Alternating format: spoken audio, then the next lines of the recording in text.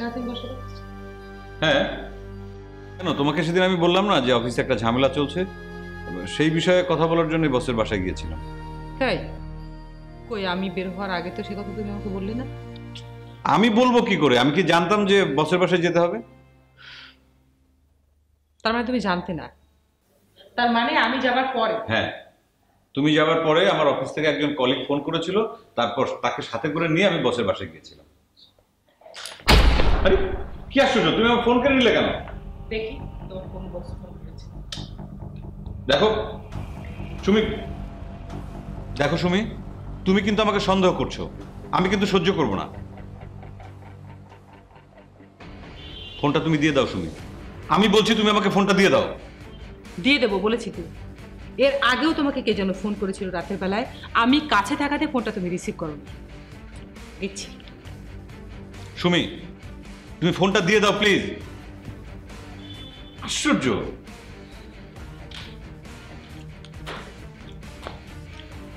কই আমি যাওয়ার পর থেকে 2টা পর্যন্ত তোমার ইনকামিং লিস্টে তো কোনো কল নেই। তোমার কলিগ যদি তোমাকে ফোন করে থাকে সেটা তুমি কল লিস্ট থেকে ডিলিট করেছো কেন? অনেক হয়েছে সুমি, প্লিজ এবার চুপ করো। না, আমি চুপ করবো না। তুমি আমার সাথে আমার মাকে দেখতে বাপের বাড়িতে যেতে পারোনি, অথচ সারাদিন তুমি বাইরে কাটিয়েছো। ইমরান, আমার দিকে তাকাও। তোমাকে বলতে হবে কার ফোন কল পেয়ে তুমি চলে গিয়েছিলে বাইরে, বলো। আরে বাবা, সব ইনকামিং কল কি লিস্টে থাকে নাকি? তারপরে কত কল এসেছে, আগের কলগুলো মানে অটো ডিলিট হয়ে গেছে। তুমি মিথ্যে বলছো আমাকে, আমাকে বোকা বানাচ্ছ, তাই না? ওকে, আমিও দেখব তুমি কতদিন আমাকে বোকা বানাতে পারো।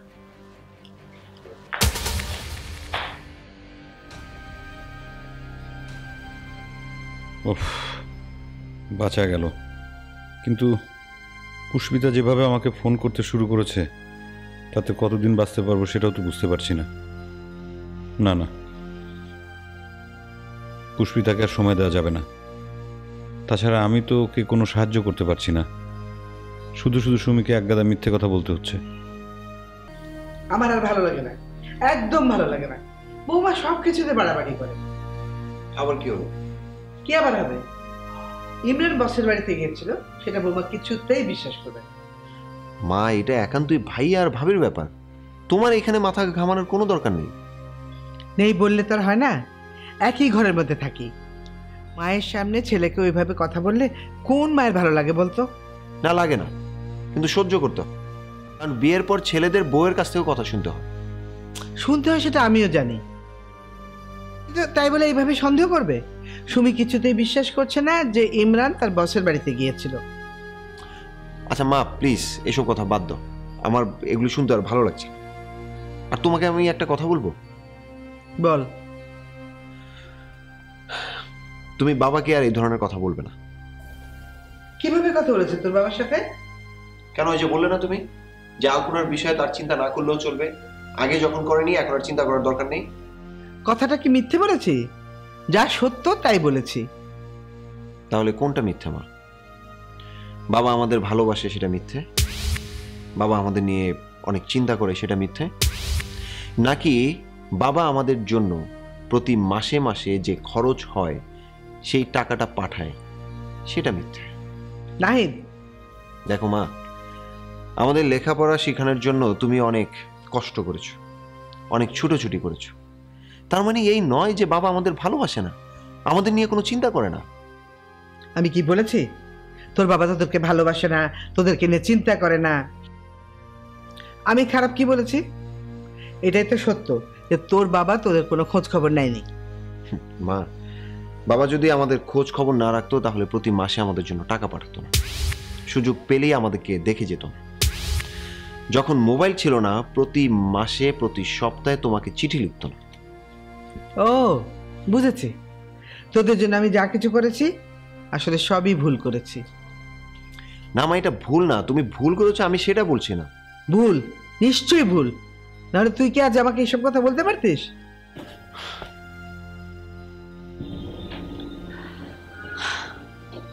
আচ্ছা রুবেল, অনেকদিন তো হয়ে গেল, বাবার সাথে বাড়িটার ব্যাপারে আর কোনো কথা হচ্ছে তোমার?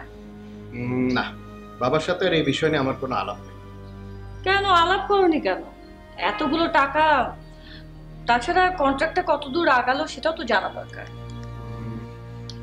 কন্ট্রাক্ট পেপার রেডি হলে বাবা নিশ্চয়ই পৌঁছে দিয়ে যেতেন। আর আমি এগুলো জিজ্ঞেস করি না, উনি যদি আবার কিছু মনে করেন। কেন কিছু মনে করবেন? তুমি তো জিজ্ঞেস করতেই পারো। না না, আমি পারবো না। তুমি বরং ওনাকে ফোন করে আপডেট জেনে নাও। ঠিক আছে, তাহলে বাবাকে একটা ফোন করি।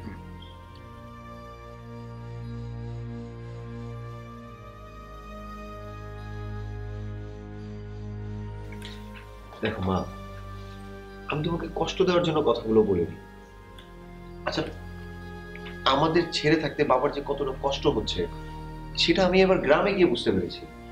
তো তোদের ছেড়ে থাকতে যদি তোর বাবার কষ্ট হয় তাহলে এখানে এসে থাকলে তো পারে। কে নিষেধ করেছে তোর বাবাকে? কেউ নিষেধ করেনি মা, কিন্তু তুমি একবার চিন্তা করে দেখো, বাবা যদি গ্রামের সবকিছু ছেড়ে আমাদের সাথে ঢাকায় থাকতো তাহলে কি আমাদের এই সংসারে সচ্ছলতা থাকতো? আমাদের লেখাপড়ার খরচ তুমি চালাতে পারতে? কেন পারবো না? তোর বাবা কি ঢাকায় এসে একটা চাকরি করতে পারতো না? হয়তো সেটা পারতো, কিন্তু মা, বাবার স্কুল ছাড়াও তো আরো অনেক কিছু আছে। আমাদের এই 4টা ভাই বোনের লেখাপড়ার খরচ কি বাবা এইভাবে চালাতে পারতো? আমার সঙ্গে তখন চলে আসলে ঠিকই একটা ব্যবস্থা হয়ে যেত।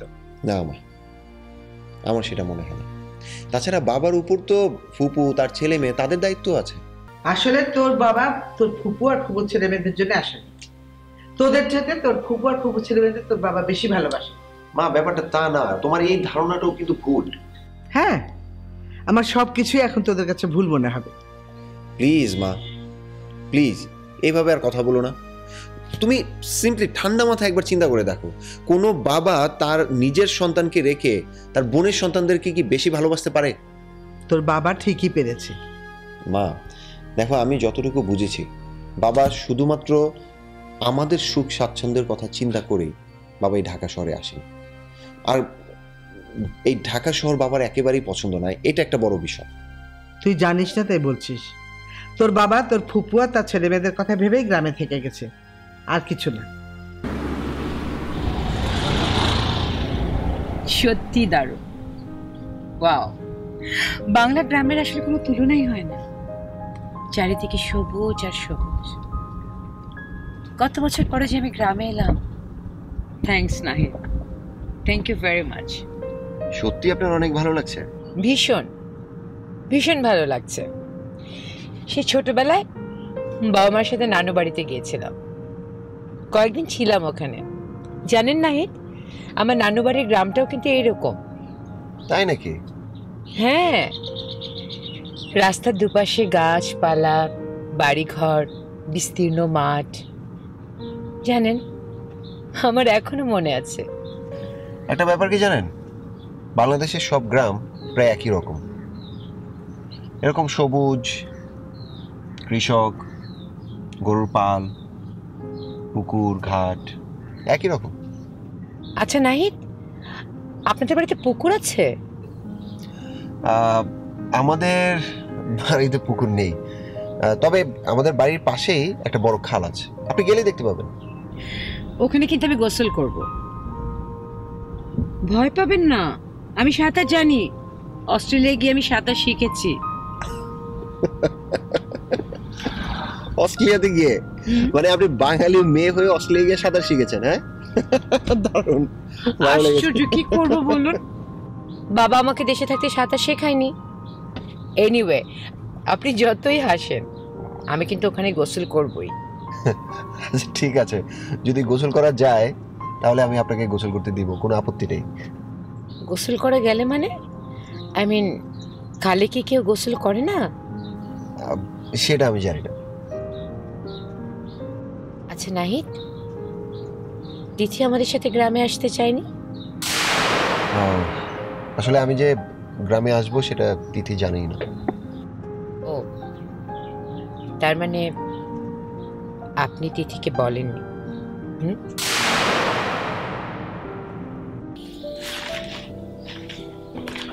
স্যার আসবো? এসো। এই তুমি এক কাজ করো তো, ওই সাব অ্যাসিস্ট্যান্ট ইঞ্জিনিয়ার উদুল সাহেবকে একটু আমার এখানে ডেকে আনো তো। আচ্ছা, ডেকে দিচ্ছি। তার আগে আপনার একটা রেজিস্টার চিঠি আছে, এখানে একটা সই করে দেন।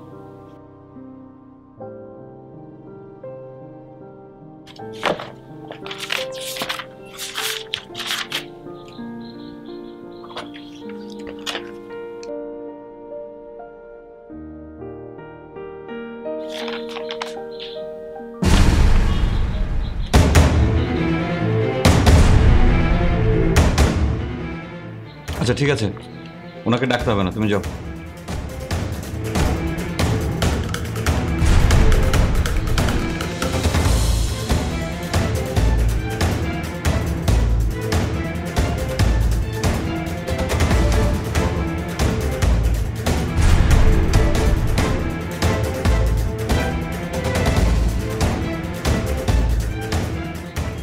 ইমরান ভাই, কি অবস্থা? চিঠি পেয়েছেন? হ্যাঁ বসো, দেখেন।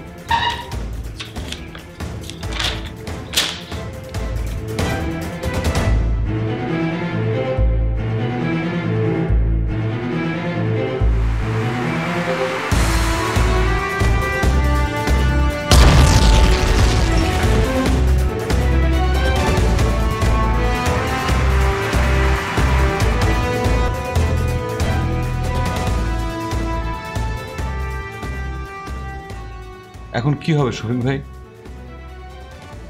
আমি তো কিছুই বুঝতে পারছি না ইমরান ভাই, আপনি হঠাৎ করে চিফ ইঞ্জিনিয়ার সাহেবের রোশানলে করলেন কেন?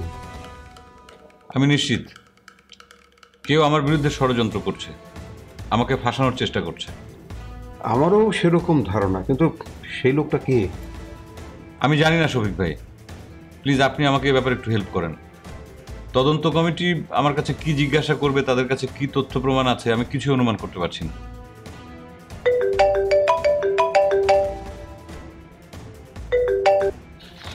হ্যালো, হ্যাঁ রুবেল, আমি একটু ব্যস্ত আছি, তুই পরে আমাকে ফোন দে। হ্যাঁ,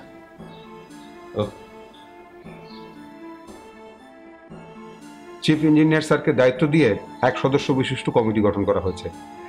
আহা ইমরান ভাই, আপনি কোনো চিন্তা করবেন না, আমি তো আছি, আমি দেখছি কি করা যায়। শফিক ভাই, আপনার সাথে তো চিফ ইঞ্জিনিয়ার স্যারের পরিচয় আছে, তাই না? হ্যাঁ আছে, আমার যখন প্রথম চাকরি হয় তখন উনি রাজবাড়ির এক্সিকিউটিভ ইঞ্জিনিয়ার ছিলেন, আর আমার পোস্টিংটাও ছিল তখন রাজবাড়িতেই। ও, তার মানে উনি আপনার সরাসরি বস ছিলেন? হ্যাঁ, কি আপনাকে স্যারের সাথে দু একদিনের মধ্যে দেখা করতে পারি কিনা? প্লিজ শফিক ভাই, কিছু একটা করেন, না হলে আমি কিন্তু অনেক বড় বিপদে পড়ে যাব। ইনশাআল্লাহ কিছুই হবে না, আপনি আমার উপর ভরসা রাখুন।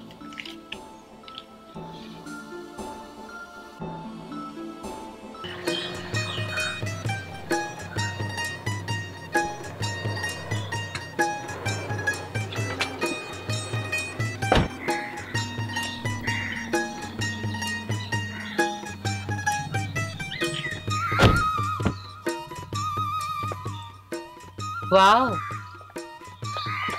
এটাকে তো আপনাদের বাড়ি মনে হচ্ছে না, মনে হচ্ছে ছোটখাটো একটা শিশু পার্ক।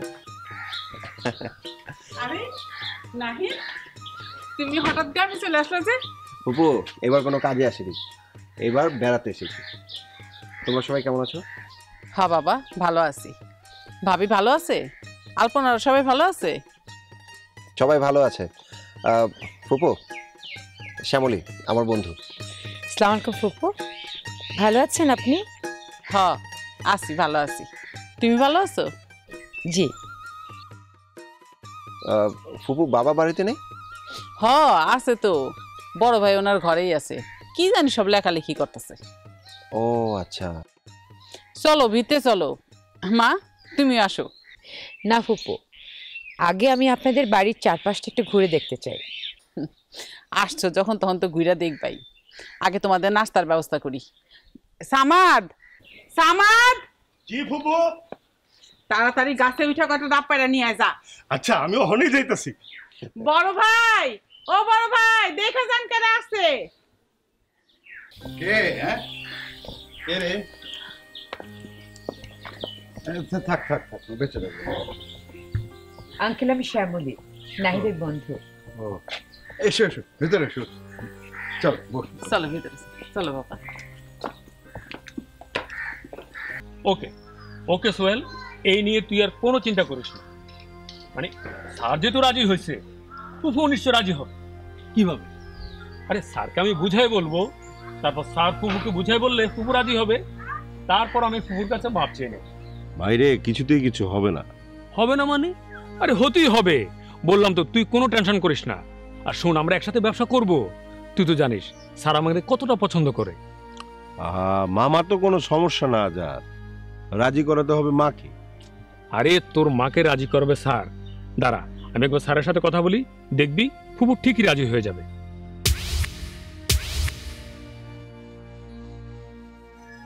এই চলে, এখানে আর দাঁড়ানো যাবে না। কেন দাঁড়ানো যাবে না কেন? এই দাঁড়া, এই কাজরি আসছে দেখে তুই চলে যেতে চাচ্ছিস? আরে দূর, কাজুরি আসতেছে, আসুক না, ওরা দেখে পালাবি কেন? আমরা আছি না। আরে রাজা ঠিকই বলছে, তুই দাঁড়া। আরে না না, সে তো কথা বলতে চায়, এসব শুনতে ভাল লাগে না। আরে আগে আসতে দে, আমরা আছি না, যা বলার আমি বলবো। রাজ্জাক ভাই একটু এদিকে আসবেন, আপনার সাথে আমার একটু কথা ছিল। আচ্ছা হ্যাঁ বলো কাজুরি, কি বলবা? রাজ্জাক ভাই, আপনি তো জানেন আমি সোহেলকে কত পছন্দ করি, সোহেলও আমারই পছন্দ করে।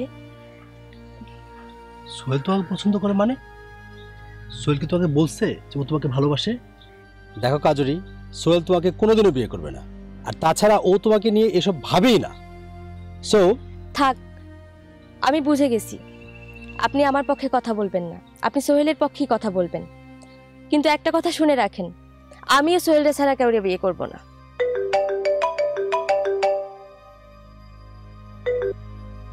হ্যাঁ মা, কি? ও আচ্ছা আচ্ছা, ঠিক আছে ঠিক আছে।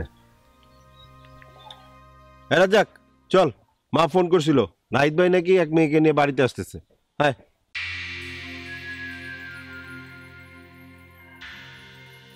আসলে ব্যাপারটা হয়েছিল কি, এই জাগোয়ার আমার মৃত্যুদাতা তুইডা আবার ভাইজান তোমার লাগে রাস্তা করে ডাবলে। আরে এভাবে না বানতে হয়। আরে ওকে গ্রামের মেয়ে যাবে চুল দিয়ে খাবে, যা যা যা গ্লাসে ঢেলে নিয়ে যা। আঙ্কেল একবার ট্রাই করে দেখি না, পারবো? না না মা, পারবে না, তোমার জামা কাপড় সব নষ্ট হয়ে যাবে। এই সামা যা গ্লাস নিয়ে যা। না আঙ্কেল, ট্রাই করে দেখি। আরে তোমার গায়ে তো সব ডাবের পানি পড়ে গেল। আই সামাদ, এনে গ্লাসে করে ঢেলে দে। আমি ঢেলে দিচ্ছি। পারবে না। আরে ভাইজান কি করেন কি করেন? আরে থাক থাক, ডাবের পানি ঢালা এত সহজ না, এটা ধরেন আমার কাছে দেন, আমি সুন্দর করে ঢাইলা দিতেছি।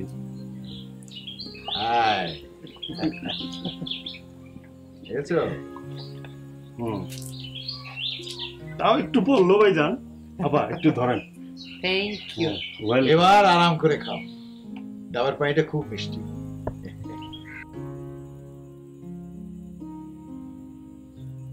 হ্যাঁ আঙ্কেল, সত্যি ডাবের পানিটা অনেক মিষ্টি।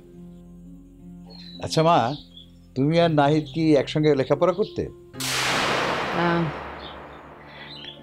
জি না আঙ্কেল, আমি পড়াশোনা করেছি দেশের বাইরে, অস্ট্রেলিয়াতে। ও মা, তুমিও অস্ট্রেলিয়াতে পড়াশোনা করছো, তাইলে তোমাকে মধ্যে বন্ধুত্ব হলে কেমনে? না মানে আমি দেশে আসার পরেই ওনার সাথে পরিচয়, তারপর বন্ধুত্ব। আসলে হয়েছে কি বাবা, ওই তোমাকে বলেছিলাম না একটা অফিসে আমার চাকরি হয়েছে। হ্যাঁ আসলে ওই চাকরিটা হচ্ছে যে, থাক না নাহিদ, বাদ দিন ওসব কথা, we are just friend, right? নিশ্চয়ই এই প্রজেক্টটা নিয়ে আমার নামে কেউ কমপ্লেন করেছে। পাখি ঘরে ফেরে।